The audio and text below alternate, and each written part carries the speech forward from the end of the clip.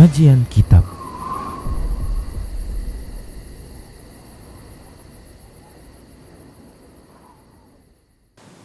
Bismillah, assalamualaikum warahmatullahi wabarakatuh. Innal hamdalillah nahmaduhu wa nasta'inuhu wa nastaghfiruh wa na'udzu billahi min shururi anfusina wa min sayyiati a'malina. Man yahdihillahu fala mudilla lahu wa man yudlilhu fala hadiya lahu. Wa asyhadu an la ilaha illallah wahdahu la syarika lah. Wa asyhadu anna Muhammadan abduhu wa rasuluhu sallallahu alaihi wasallam. Qala Allah tabaraka wa ta'ala, ya ayyuhalladzina amanu taqullaha haqqa tuqatih wa la tamutunna illa wa antum muslimun. يا أيها الناس اتقوا ربكم الذي خلقكم من نفس واحدة وخلق منها زوجها وبث منهما رجالا كثيرا ونساء واتقوا الله الذي تساءلون به والأرحام إن الله كان عليكم رقيبا. يا أيها الذين آمنوا اتقوا الله وقولوا قولا سديدا يصلح لكم أعمالكم ويغفر لكم ذنوبكم ومن يطع الله ورسوله فقد فاز فوزا عظيما. أما بعد، فإن أصدق الحديث كتاب الله وخير الهدى هدى رسول الله صلى الله عليه وسلم وشر الأمور محدثاتها وكل محدثة بدعة وكل بدعة ضلالة وكل ضلالة في النار. Para muslim, para hamba Allah rahimani wa rahimakumullah. Alhamdulillah, kita senantiasa bersyukur kepada Allah Subhanahu wa taala atas semua nikmat-Nya. Selawat dan salam tak lupa kita ucapkan untuk nabinya Nabi Muhammad sallallahu alaihi wasallam. Semoga Allah Subhanahu wa taala senantiasa memberikan taufik dan hidayahnya kepada kita agar kita selalu dan senantiasa berada di atas ketaatan kepada Allah dan Rasul-Nya sampai Allah mewafatkan kita. Semoga Allah Subhanahu wa taala senantiasa memberikan kebahagiaan, kenyamanan dalam kehidupan dunia dan akhirat kita. Amin ya rabbal alamin. Para pemirsa Rosyad TV dan para pendengar Radio Medan Mengaji serta para pemirsa media-media sunnah yang turut serta menyiarkan kajian ini, kami ucapkan kepada para media yang turut serta menyiarkan kajian ini, syukran jazilan wa jazakumullahu khairan. Baik para hamba Allah rahimani wa rahimakumullah, kita akan lanjutkan pembahasan kitab Minhajul Muslim di bab yang ketiga, bahasan tentang akhlak. Dan kita masih melanjutkan ya pembahasan tentang akhlak keadilan. Akhlak keadilan. Baik, kita akan sebutkan sebuah kisah yang kisah ini adalah kisah yang menunjukkan tentang bentuk keadilan di dalam Islam. Keadilan di dalam Islam terkait dengan masalah hukum. Diriwayatkan dalam sebuah riwayat tentang biografi Umar radhiyallahu anhu, ya. Itu khalifah kedua setelah Abu Bakar radhiyallahu anhu. Bainama Umar ibn al-Khattabi radhiyallahu anhu jalisun, tatkala Umar bin Khattab radhiyallahu anhu itu duduk, idja'ahu rajulun min ahli Misra. Tiba-tiba ada seorang laki-laki yang datang. Laki-laki ini datang kepadanya, laki-laki yang berasal dari penduduk Mesir.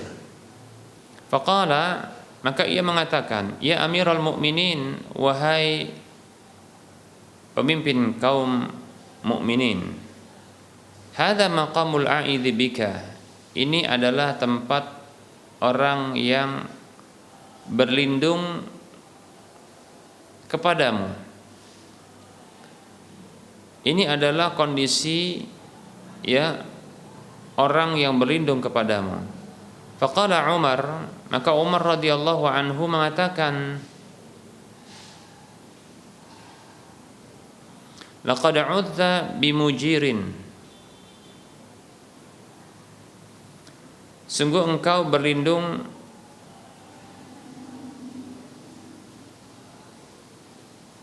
kepada orang yang akan melindungimu. Fama sya'nuka, ada apa gerangan dengan dirimu? Ada apa kondisimu?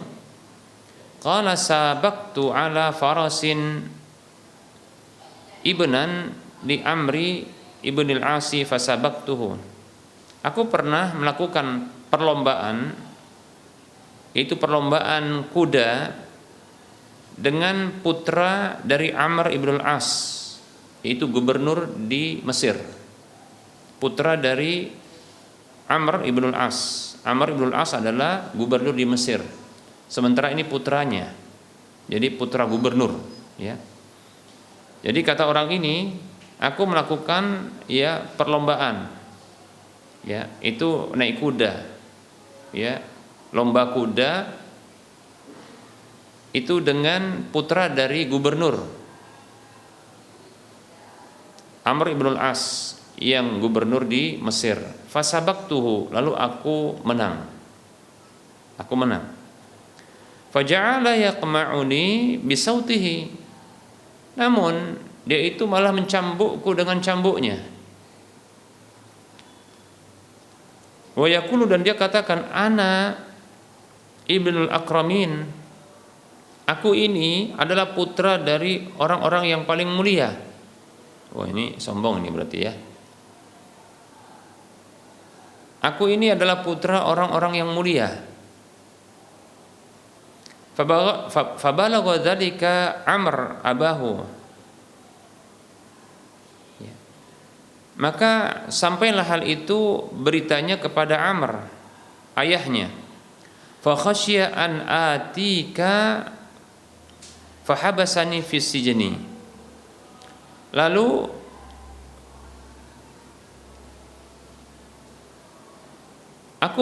maka dia khawatir bahwa aku akan datang kepadamu, ya. Fa khasya an atika maka dia khawatir aku datang kepadamu. Fahabasani fis sijni, maka dia pun memenjarakanku di sebuah penjara.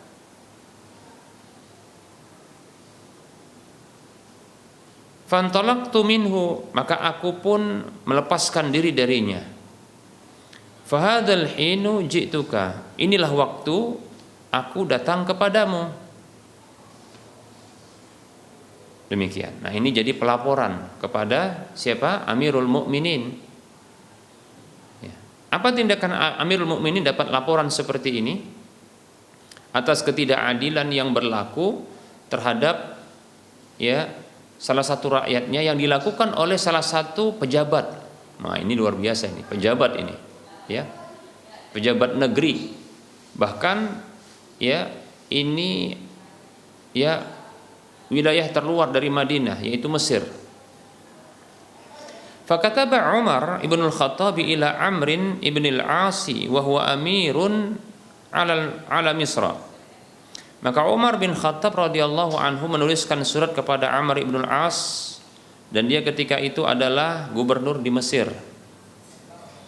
Idza ataka kitabi hadza fashhad al-musima anta wa waladaka fulanun.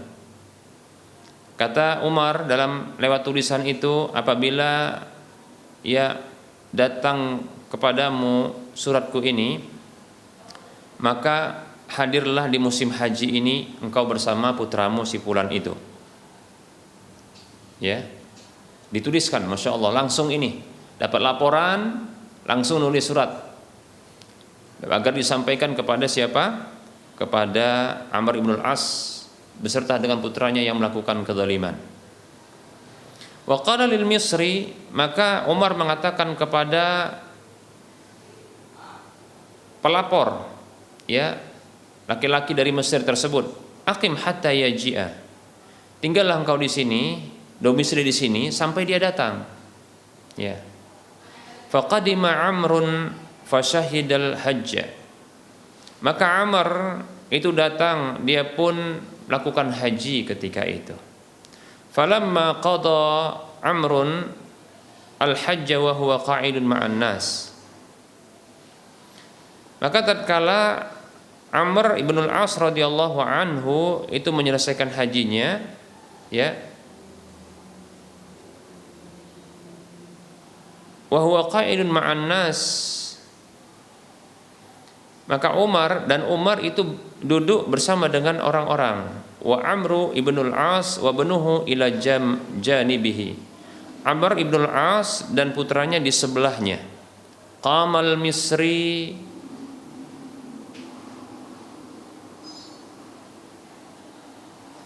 maka berdirilah orang Mesir tersebut, orang yang dari Mesir itu berdiri.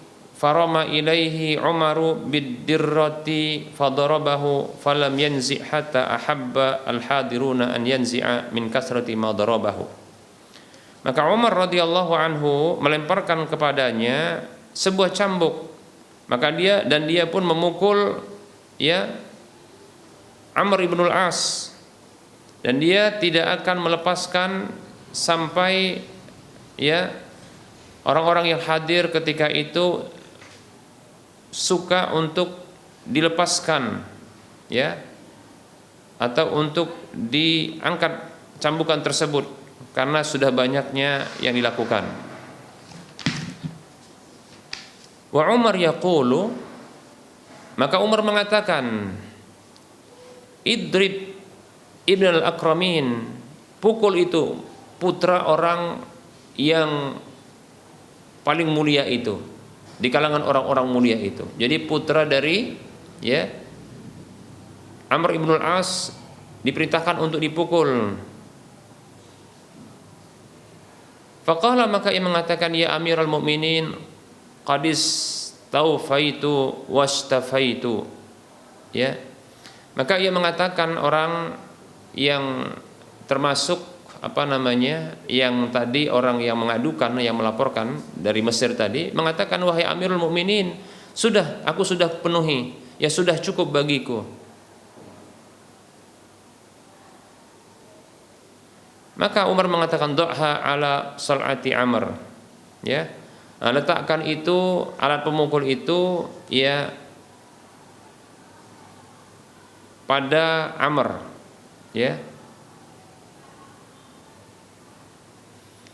Maka maksudnya letakkan itu pada punggung si Amr, maksudnya disuruh cambuk siapa? Si Amr ibnul As lagi.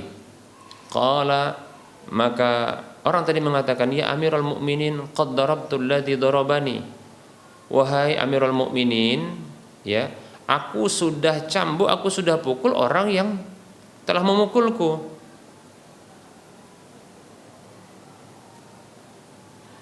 Qala, ama wallahi law fa'alta ma mana'aka ahadun hatta takuna antal ladzi tanzi'u.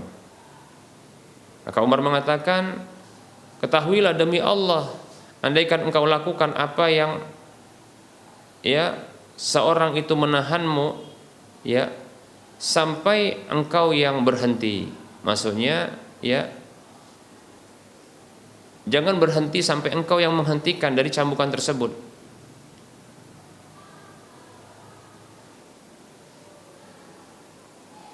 Summa qala li Amr, maka berkatalah, ya, Umar kepada si Amr, wahai Amr,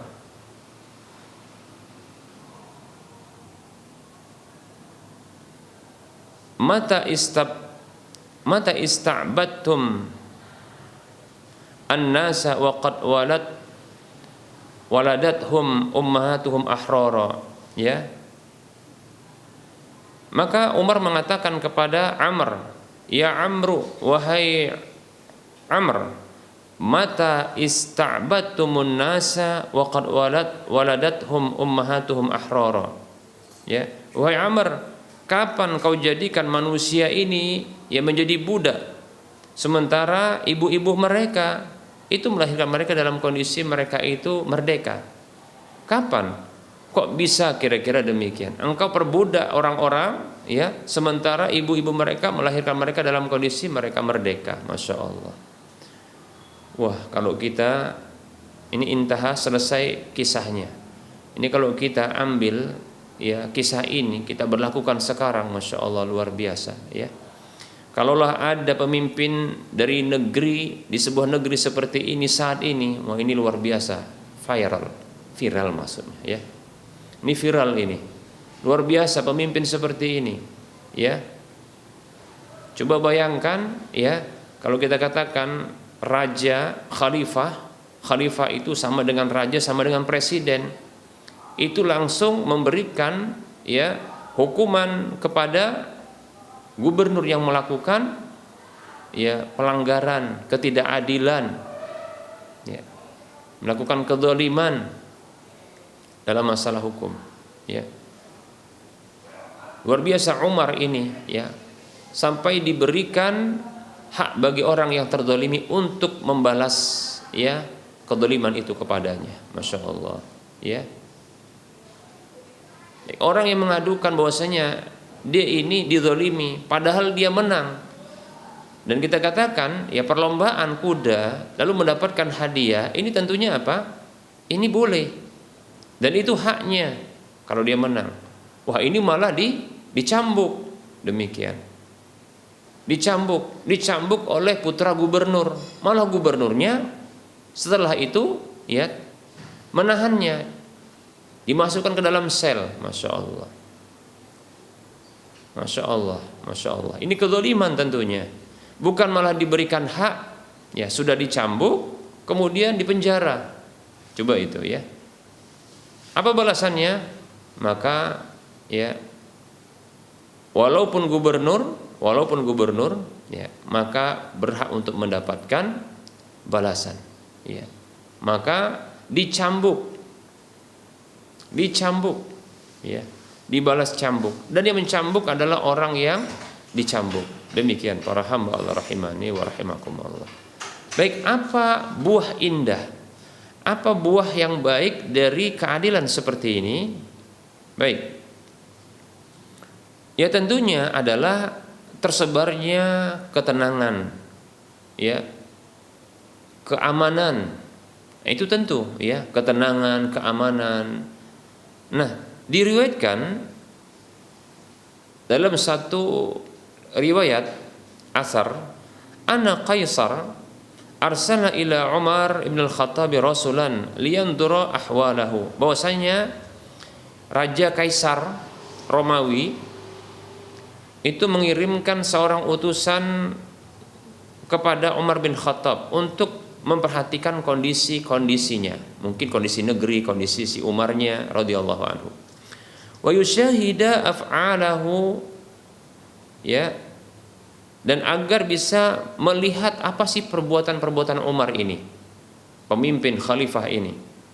Falamma dakhala al-Madinata sa'ala an Umar, maka tatkala utusan tadi itu datang ke Madinah, maka dia bertanya tentang Umar. Maksudnya, di mana Umar? Mana orangnya Umar itu? Wa qala, ia mengatakan, aina malikukum? Di mana raja kalian? Dia tanyakan kepada, ya, orang yang tinggal di Madinah. Faqalu, maka mereka mengatakan, malana malikun, ya, kami tidak punya raja. Ya, kami enggak punya raja, katanya. Kami tidak punya raja, bal amirun, bahkan kami yang punya hanya amir. Amir itu air makmur, orang yang kami perintah. Masya Allah, ya, amir. Walaupun amir, wazan amir itu maknanya bisa amir yang memerintah, amir juga yang diperintah, yaitu makmur artinya. Masya Allah, ya. Qad kharaja ila zahiril Madinah, dia keluar ke sekitar Madinah. Maksudnya keluar itu dari Madinah, ya keluar dari Madinah ke sekitarnya, demikian. Fa kharaja fi talabihi, maka utusan kaisar tadi, raja kaisar tadi pun keluar untuk mencarinya. Fara'ahu na'iman fauqa ar-ramli, maka ia melihat Umar itu tidur di atas pasir. Dalam riwayat yang lain ya disebutkan itu tidurnya di bawah pohon. Ya, wa qad tawassada dirratahu wa hiya 'asa saghiratun kanat biyadihi yughayyiru biha al-munkar. Ya, dia berbantalkan cambuknya, yaitu tongkat ya kecil yang ada di tangannya selalu, yang dengan itu dia ya merubah kemungkaran. Falamma ra'ahu ala hadhil hali waqa'a al-khusyu'u fi qalbihi. Ya. Maka tatkala utusan kaisar tadi itu melihat Umar dalam kondisi seperti ini, maka muncul ketenangan dalam dirinya. Wa qala, dan ia katakan, rajulun yakunu jami'ul muluki la yaqarru lahum qararun min haibatihi wa takunu hadhihi halatahu ya walakinnaka ya Umar adalta fanimta wa malikuna yajuru fala jarama annahu la yazalu sahiran khaifan. Ya, maka utusan tadi mengatakan ini seorang laki-laki ya yang dimana semua raja-raja itu dia tidak merasakan aman ya dengan keamanan yang mereka miliki, ya tidak mereka mendapatkan ketenangan ya dari ketenangan yang mereka miliki, ya, dan demikianlah itu kondisinya ya. Akan tetapi engkau wahai Umar, engkau berlaku adil, maka engkau bisa tidur, sementara raja kami berbuat zalim, maka bagaimana dia bisa tidur, ya, demikian. Maka senantiasa dia itu susah tidur dalam kondisi takut ya, karena berbuat zalim. Rakyatnya ya itu akan melakukan ya balas dendam terhadap dirinya. Nah, ini luar biasa. Ya begitulah kita katakan bahwasanya orang yang berlaku adil ya maka dia akan merasakan ketenangan dan kenyamanan serta keamanan. Begitu. Ya. Tapi kalau berbuat zalim, maka yang ada adalah orang-orang yang dizalimi akan membalas kezaliman, kan begitu. Dan orang yang berbuat zalim menyadari bahwasanya akan ada orang akan membalas kezalimannya. Nah, seperti itu sehingga dia pun tidak merasakan tenang hidupnya. Ya. Tidak akan merasa aman hidupnya. Demikian ya para hamba Allah rahimani rahimakumullah. Nah, ini ya ini adalah manfaat dari keadilan. Manfaat dari keadilan yang mestinya para hamba Allah rahimani rahimakumullah memberikan, ya mestinya kita itu ya memberikan perhatian bagi diri kita untuk berlaku adil, berlaku adil. Baik, kita berdoa kepada Allah Subhanahu wa taala semoga pemimpin-pemimpin kita itu adil, ya. Pemimpin kita itu adil. Ya coba kita bayangkanlah betapa banyak ya raja-raja, pemimpin-pemimpin ya negara-negara ini, mereka itu butuh kepada ya pengawal-pengawal yang ketat, algojo mereka yang bagi siapa saja yang mencoba untuk memberikan ketidakamanan kepadanya, maka mereka akan melakukan tindakan cepat untuk mengamankan, bahkan kalau bisa meringkus, bahkan melakukan pelumpuhan. Begitu. Nah, kenapa kok butuh dengan orang-orang yang menjaga dirinya? Menunjukkan bahwasanya ya mereka ini ya tahu bahwa dia tidak aman. Ya, ada orang-orang yang akan berlaku buruk kepada dirinya karena dia berlaku buruk kepada mereka. Nah, seperti itu. Umar radhiyallahu an itu merasa aman, bahkan bisa tidur dengan tenang, bahkan di tempat yang luas bebas. Yang ini bisa untuk apa? Untuk bagi siapapun berpeluang untuk membunuhnya. Coba bayangkan tidur di luar Madinah sendirian lagi, ya. Senjatanya pun cuma sekedar tongkat, ya. Coba bayangkan itu, ya. Senjatanya cuma tongkat doang, ya. Nah, seperti itu. tapi tidak butuh kepada orang-orang yang menjaganya, karena berlaku adil.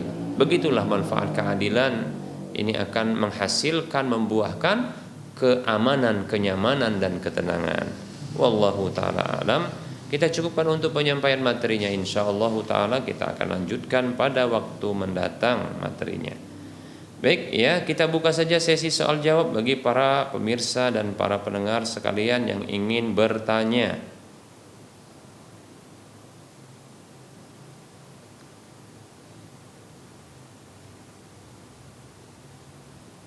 Silakan ya, hubungi nomor layanan kami 08 12 12 12 88 34.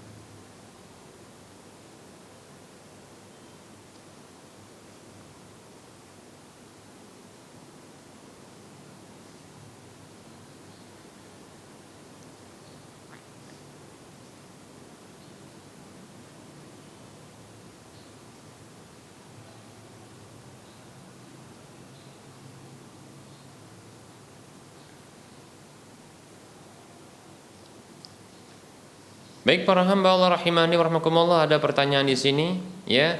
Assalamualaikum warahmatullahi wabarakatuh. Ustadz Afan izin bertanya, belanja di aplikasi Shopee sistem COD ada cashback dan gratis ongkirnya, apakah termasuk riba ataukah boleh? Atau bolehkah pakai gratis ongkir saja? Jazakallahu khairan.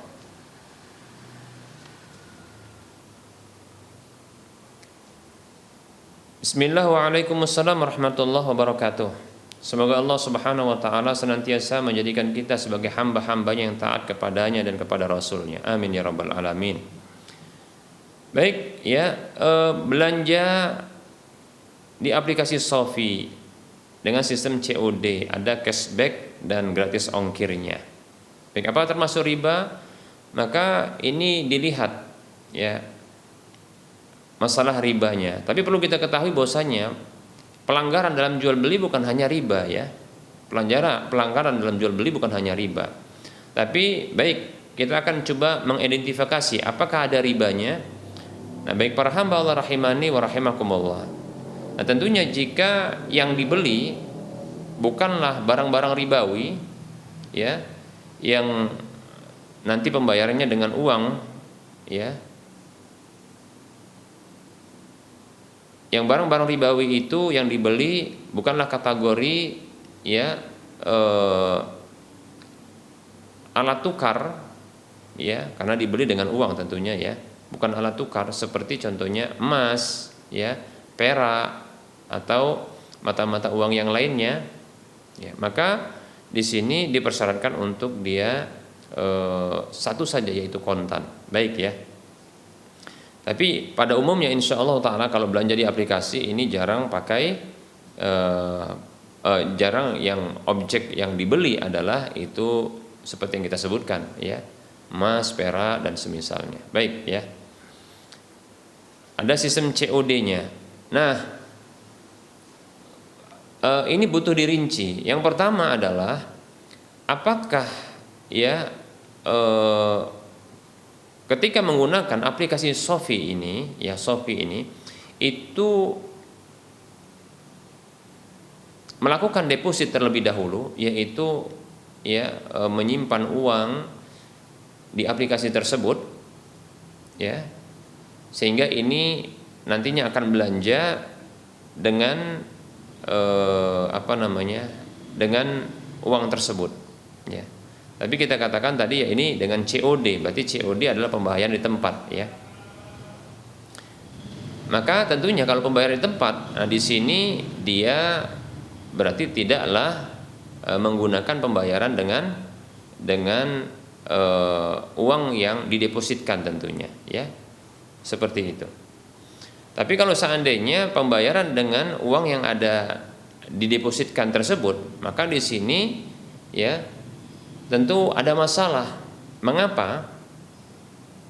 Ya, mengapa demikian?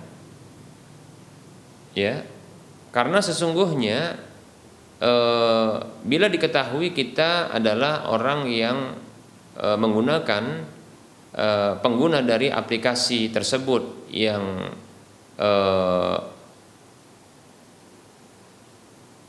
memiliki deposit uang ya di aplikasi tersebut, lalu kita diketahui membeli walaupun dengan cara COD ya, dan ini adalah merupakan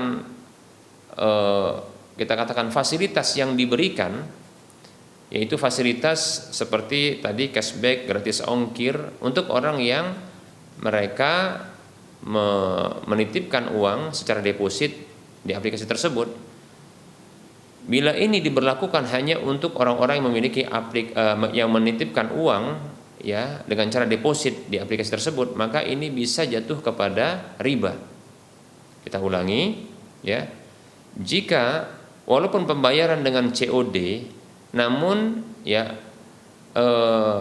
kita katakan gratis ongkir, cashback ya, ini hanya diberikan kepada orang-orang yang memiliki ya deposit di aplikasi tersebut, deposit uang, maka ini merupakan bentuk riba. Kecuali apabila ternyata orang yang tidak memiliki deposit ya di aplikasi tersebut, yang hanya lewat aplikasi pembeliannya dan dia tidak menitipkan uang sebagai deposit, ya dia hanya membayar langsung, maka di sini ya tidak ada ribanya.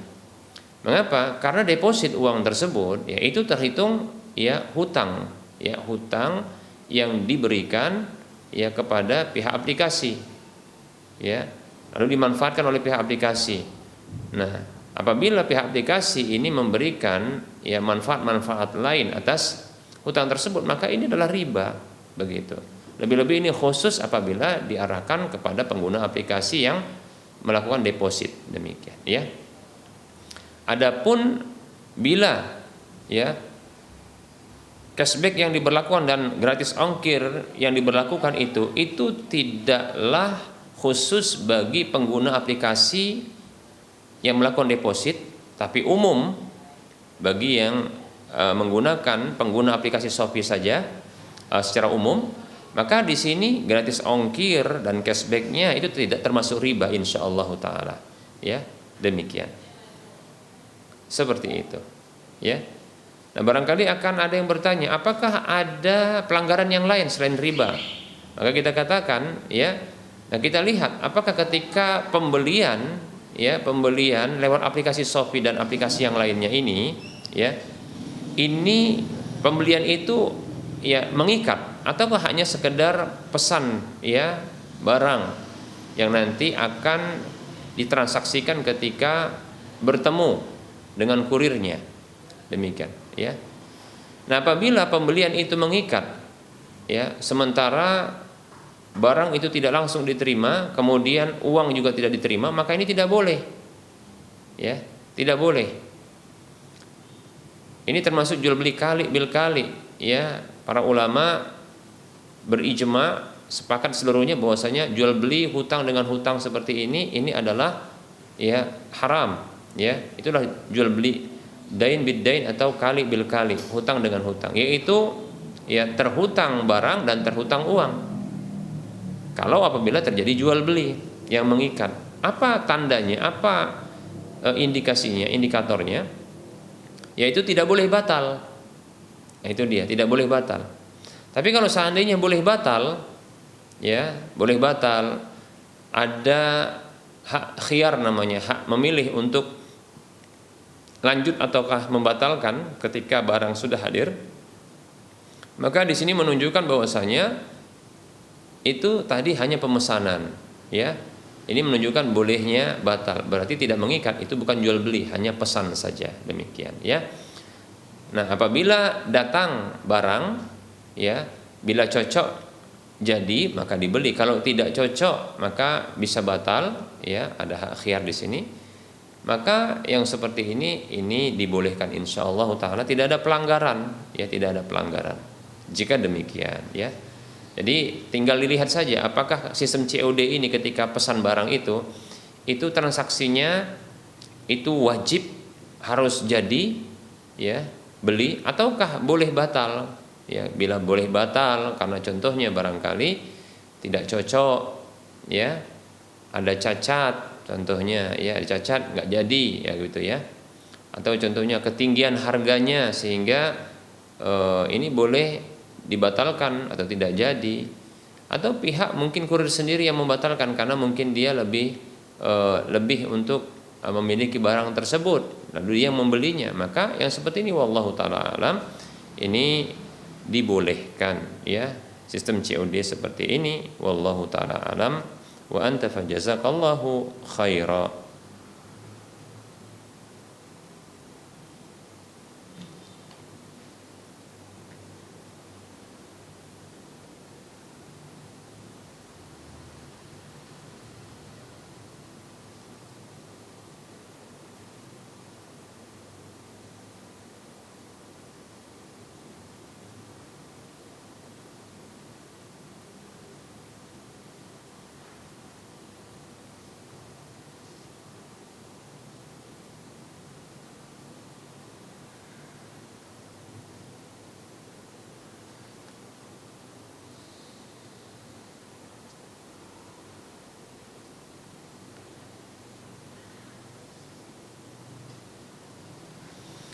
Ada pertanyaan, Assalamualaikum Ustadz, teman saya non muslim sudah belajar Islam setahun belakangan ini dan ia sudah mengucapkan syahadat sendirian tanpa ada saksi dan masih merahasiakan keislamannya dari keluarganya. Apakah ia sudah sah menjadi muslim di sisi Allah Ustadz? Bukankah untuk masuk Islam harus bersyahadat dengan disaksikan minimalnya dua orang muslim yang baik?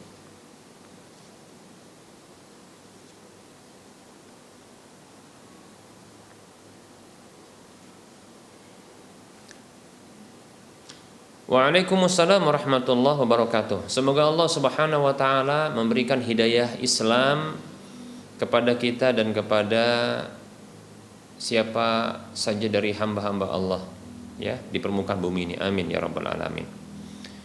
Baik, ketahuilah bahwasannya menghadirkan saksi untuk masuk Islamnya seseorang itu bukanlah merupakan kewajiban atau bukanlah merupakan syarat, kita katakan ya, bukan merupakan syarat untuk diakui dia Islam di sisi Allah, bukan merupakan syarat ya, bukan merupakan syarat ya, menghadirkan saksi untuk masuk Islam seseorang yang kafir ya di sisi Allah Subhanahu wa taala, bukan merupakan syarat ya di sisi Allah Subhanahu wa taala ya untuk menghadirkan saksi untuk masuk Islamnya seseorang yang kafir ya. Mengapa demikian? Karena Allah Subhanahu wa taala sebagai saksinya ya. Namun ya diketahuinya oleh orang-orang muslim yang lainnya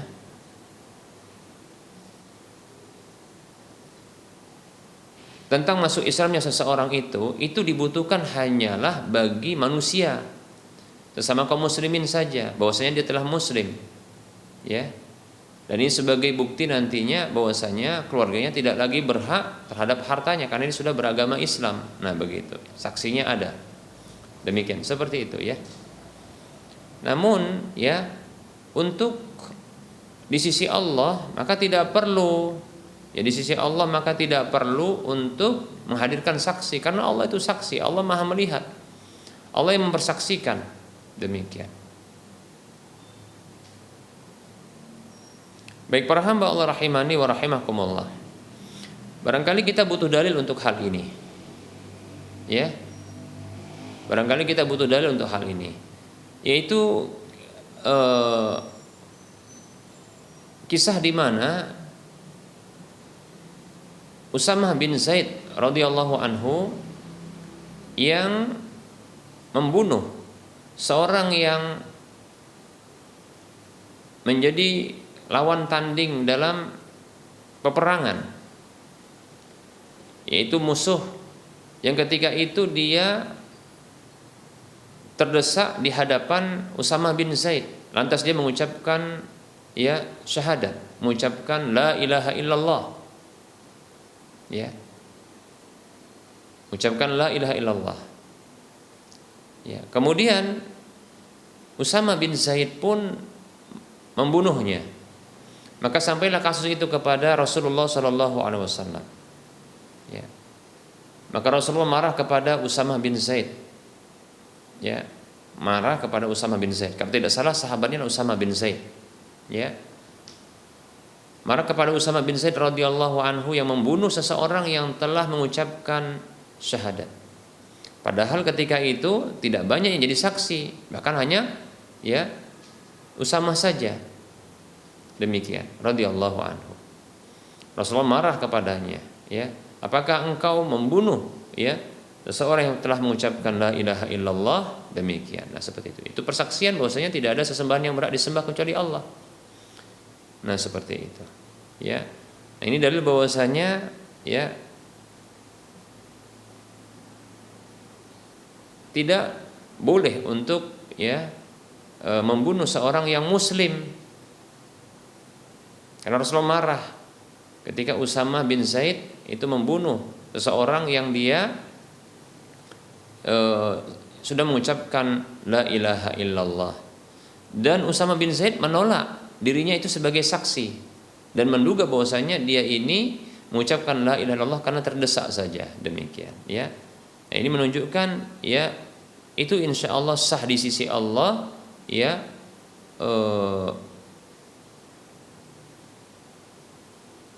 Sah di sisi Allah persaksiannya bila dia jujur, ya demikian.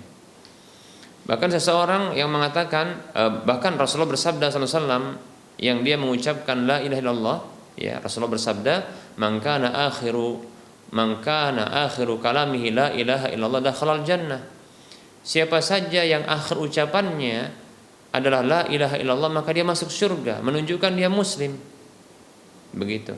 Nah, tidak disebutkan oleh Nabi di sini ucapan la ilaha illallahnya itu dipersaksikan oleh manusia yang lain atau tidak. Yang jelas maksudnya kalau dia sempat mengucapkan la ilaha illallah itu, ya, di akhir hidupnya, ya, maka dia masuk surga. Ini menunjukkan bahwasanya, ya, ada saksi ataupun tidak ada saksi dalam mengucapkan itu, maka dia insyaallah taala terhitung muslim di sisi Allah dan ada keberhakannya untuk bisa masuk surga. Dia punya hak untuk bisa masuk dalam surga. Wallahu taala a'lam.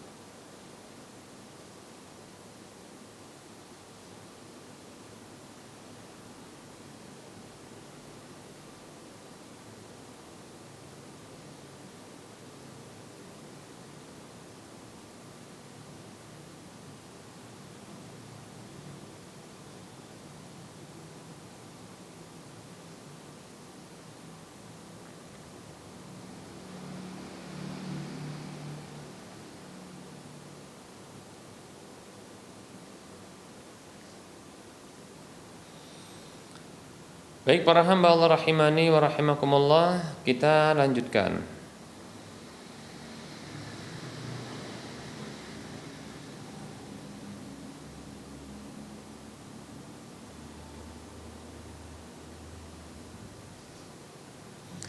Ada pertanyaan berikut ini.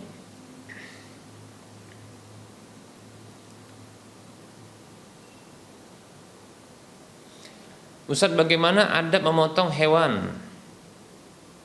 Karena saya lihat para penjual ayam di pasar dekat rumah saya itu sangat sembrono sekali memotong ayam.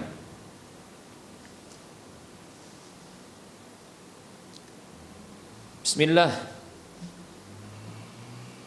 Beberapa adab berikut ini terkait dengan menyembelih hewan sembelihan yang halal untuk dikonsumsi.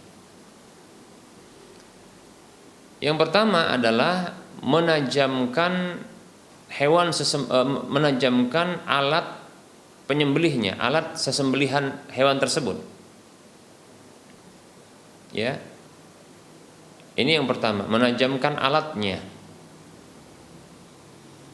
Kemudian yang kedua adalah membuat nyaman hewan tersebut. Tidak ya menakut-nakutinya, yaitu menunjukkan terlebih dahulu kepadanya, ya, kepada hewan tersebut, ya, mengasah alat sembelih itu di hadapannya. Nah, ini merupakan bentuk apa? Menakut-nakutinya, tidak boleh. Ya. Atau contohnya menyembelih hewan yang lain itu di hadapannya, itu tidak boleh. Atau menampakkan, ya, hewan-hewan yang lain itu sudah terpotong di hadapannya, itu tidak boleh. Ya. Atau contohnya darah yang sudah teralirkan, yang keluar dari sembelihan tersebut itu tercium olehnya, itu juga tidak boleh, karena itu tidak membuatnya nyaman. Makanya kita dapatkan, ya, beberapa hewan-hewan itu dia beringas, dia meronta, dia berontak karena mencium anyir darah, ya. Yang darah ini adalah darah segar dari hewan-hewan yang disembelih. Secara nalurinya dia paham bahwasanya ini ada penyembelihan. Nah, itu membuat dia tidak nyaman. Ya, jadi wajib untuk membuat nyaman. Karena itu perintah Nabi SAW. Membuat nyaman itu adalah tidak mengasah, ya, alat sembelihan di hadapannya. Tidak juga menyembelih hewan sesembelihan di hadapannya. Berikutnya adalah tidak memperlihatkan hewan yang sudah disembelih di hadapannya. Yang ketiga, tidak, ya, membuatnya mencium aroma darah. Jadi memang betul-betul steril, ya, demikian. Nah, seperti itu. Ya, juga tidak, ya, melakukan kedzaliman kepadanya. Seperti contohnya mungkin ditekuk lehernya, ya, atau contohnya mungkin dipijak kuat, ya, sampai mungkin dia merasakan sakit. Demikian, ya. Ini tentunya apa? Kedzaliman, tidak boleh. Ya. Adzulmu dzulumatun yaumal qiyamati. Kedzaliman itu adalah kegelapan-kegelapan pada hari kiamat. Hadis riwayat Muslim. Demikian. Dan ada hadis yang menghimpun hal ini, ya, yaitu kewajiban untuk, ya, mempertajam alat sembelihan. Kemudian yang kedua adalah membuat nyaman. Nabi kita Muhammad sallallahu alaihi wasallam beliau bersabda,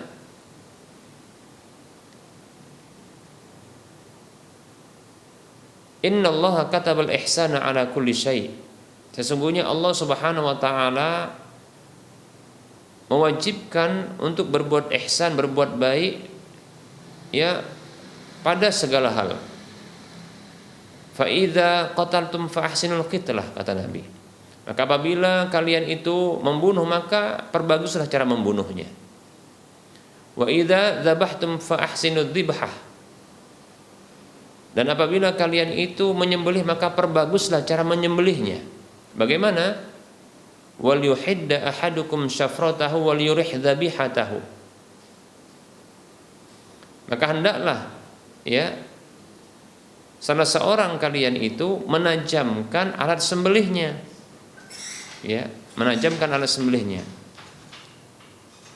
Dan hendaklah, ya, membuat nyaman hewan sesembelihannya. Jadi dua perintah Nabi SAW. Yang pertama adalah menajamkan alat sembelihannya.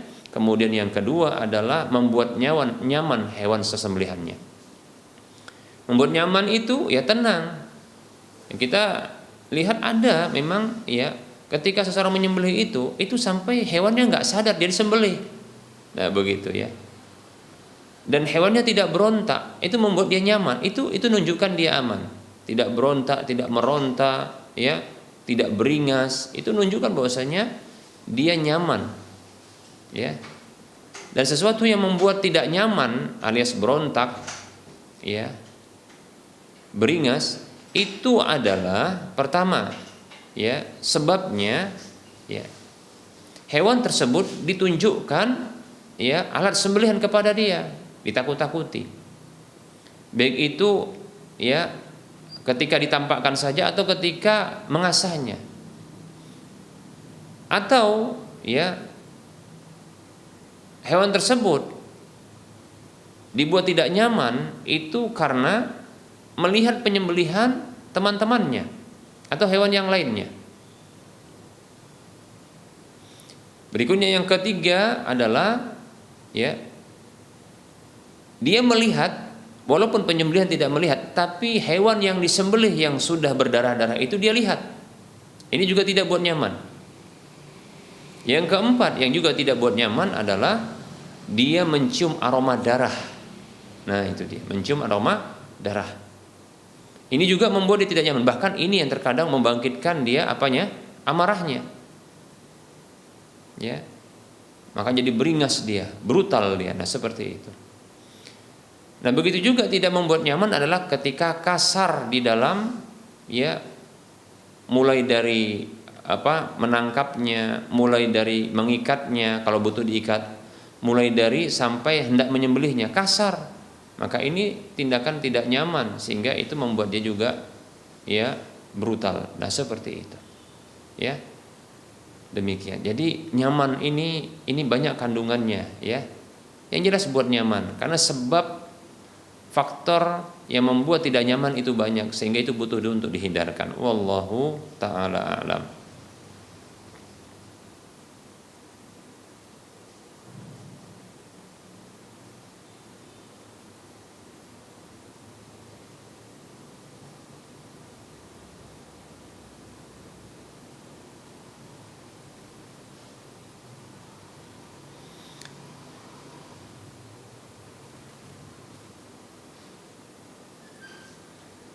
Baik, para hamba Allah rahimani wa rahimakumullah.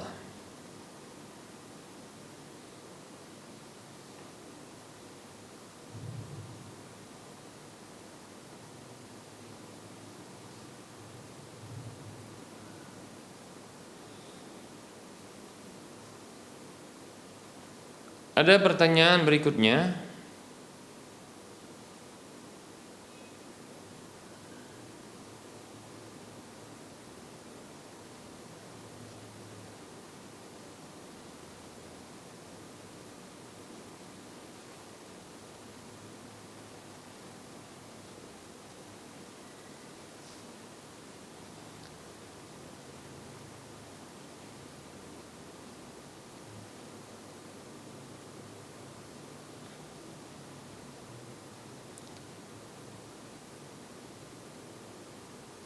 Ada teman suaminya kecelakaan, disarankan untuk urus asuransi jasara harja. Nanti bisa cair maksimal 2 hari setelah kejadian. Gimana hukumnya ya mengurus jasara harja, Ustadz?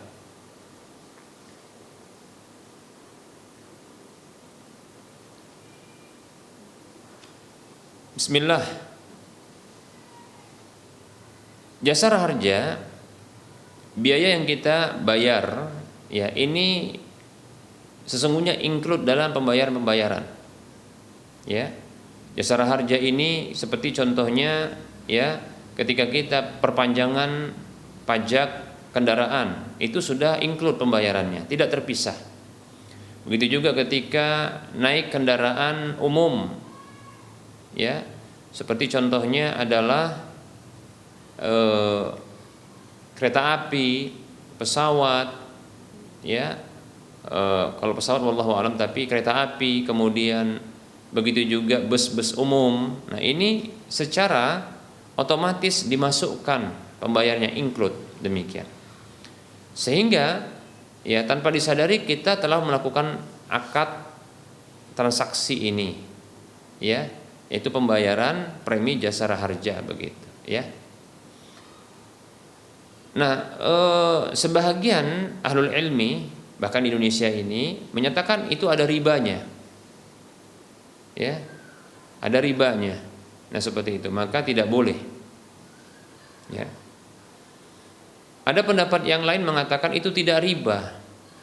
Kenapa tidak riba? Karena ya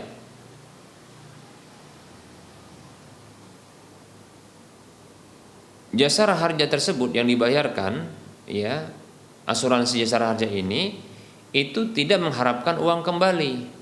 Jadi ketika diberi, ya diberikan itu hangus, ya, itu hangus dan uangnya tidak bisa diklaim untuk bisa diambil, ya demikian. Sehingga uang yang diberikan itu dianggap seperti ya hibah saja.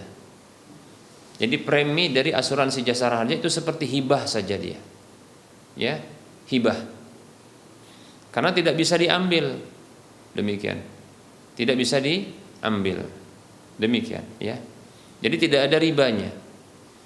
Permasalahannya apakah ada judinya? Wallahu taala alam. Nah di sini yang barangkali jadi masalah. Apakah ini ada judinya? Maka ada sebagian orang riba tidak ada dalam hal ini. Kenapa? Karena ini seperti akad hibah, yaitu diberikan tapi tidak ada kembalinya. Demikian. Jadi bukan riba, tapi dia mirip judi. Mungkin seperti itu, ada pendapat yang mengatakan itu mirip judi. Kenapa? Yaitu pembayar itu seperti itu dianggap ya seperti gambling, bermain gambling. Ya nanti kalau kena ya bisa diambil, kalau tidak ya tidak. Nah seperti itu, ya. Wallahu taala alam, ya.